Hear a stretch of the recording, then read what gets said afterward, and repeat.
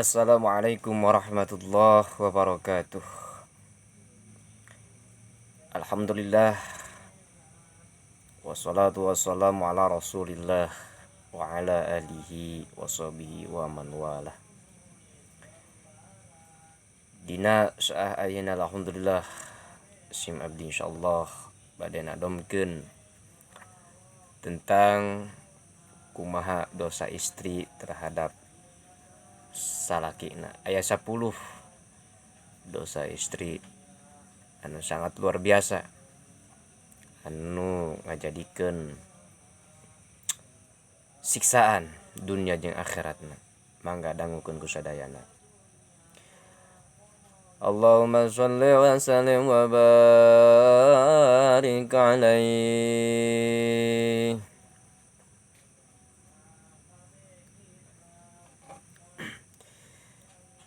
Bismillah abdi ngawitan Allah anu sifat Rahman, rahmat salam kajunjungan Muhammad Rasul pilihan.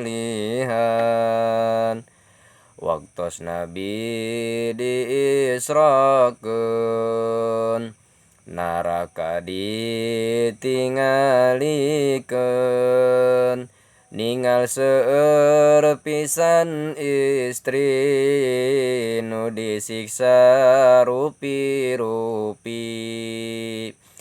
Ari anu kahijina nu digantung teh rambutna, bongan di alam dunyana teu bisa nutup auratna. Ari anu kaduana digunting sareng letahna, nganyerikeun ka salakina ku omong sareng tingkahna. Ari anu katiluna diiket payudarana, bongan nyusul lain anakna teu saijin salakina. Ari anu kaopatna diikat dua sukuna, bongan kaluar imahna teu saijin salakina. Ari anu kalimana ngadahar awak manehna, bongan waktu baheulana waktu di alam dunyana. Ngagelis awak manehna ditempo lain muhrimna, sabab sok ngomongkeun batur, ngomong-ngomong ai batur. Ari anu kagenepna motong awakna manehna, tina gunting narakana anu kacida panasna. Karena dosa manehna masyhur di alam dunyana, terkenal ku jalma-jalma bari jeung dipuja-puja. Ari anu katujuhna diikat dua sukuna, sareng kadua leungeunna dugi ka ubun-ubunna.